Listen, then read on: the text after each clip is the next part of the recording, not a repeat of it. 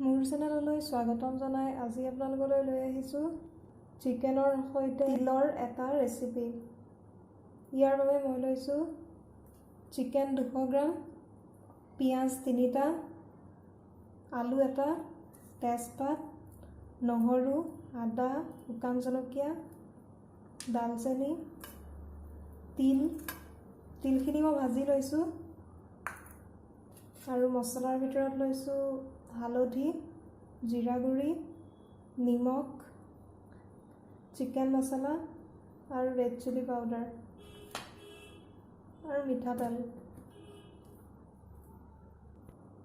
এতিয়া মই এটা মিক্সিৰ বাউল লৈছোঁ আৰু এয়া ভাজি থোৱা তিলখিনি মই গুড়ি কৰি ল'ম আৰু ইয়াৰ লগতে শুকান জলকীয়া কেইটা, আদা, নহৰু, পিঁয়াজ মই গোটেইখিনি একেলগে দি মিক্সিত গুড়ি কৰি ল'ম।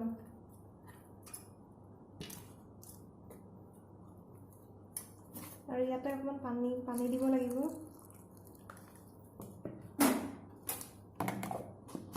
আৰু সেই একেটা বাটিতে মই এতিয়া এটা পেষ্ট বনাই ল'ম মছলাৰ।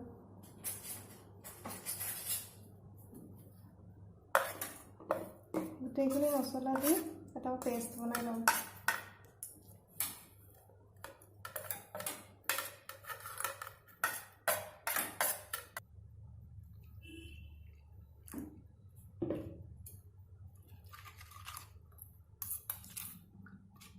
এইখিনি এতিয়া মই থৈ দিম।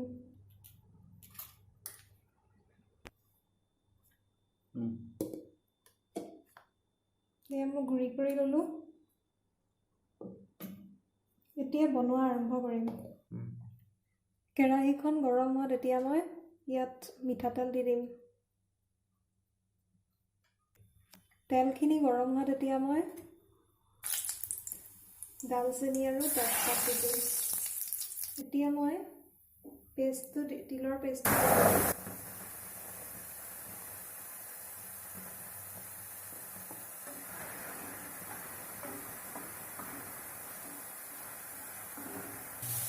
অকণমান সময় ভজাৰ পিছত মই ৰেডি কৰি ৰখা মছলাখিনিৰ পেষ্টটো দি দিম আৰু ইয়াত ভালদৰে মিহলি কৰি লৰাই দিম।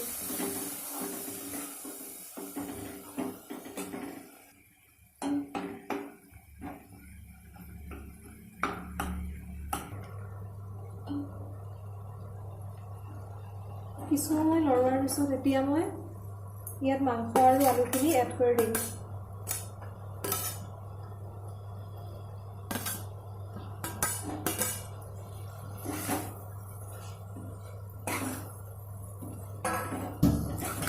আৰু এই ধৰণেৰে ভালদৰে মিহলি কৰি লৰাই এতিয়া মই ঢাকন মাৰি কিছু সময়ৰ বাবে ৰাখি থ'ম।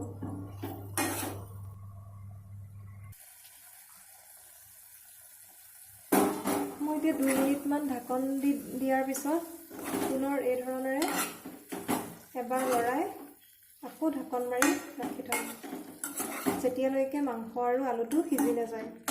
কিন্তু মিডিয়াম ফ্লেমত ৰাখিব, হাই ফ্লেমত নিদিব। ঢাকনখন এৰুৱাই দেখিছোঁ এতিয়া মই মাংসখিনি সিজি গৈছে। এতিয়া মই অকণমান পানী দি পেলাই উতলিবলৈ দিম। পানীটো আপোনালোকে জোখমতে দিব।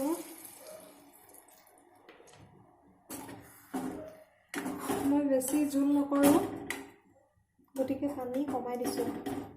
এতিয়া অলপ সময় উতলিবলৈ দি বন্ধ কৰি দিম।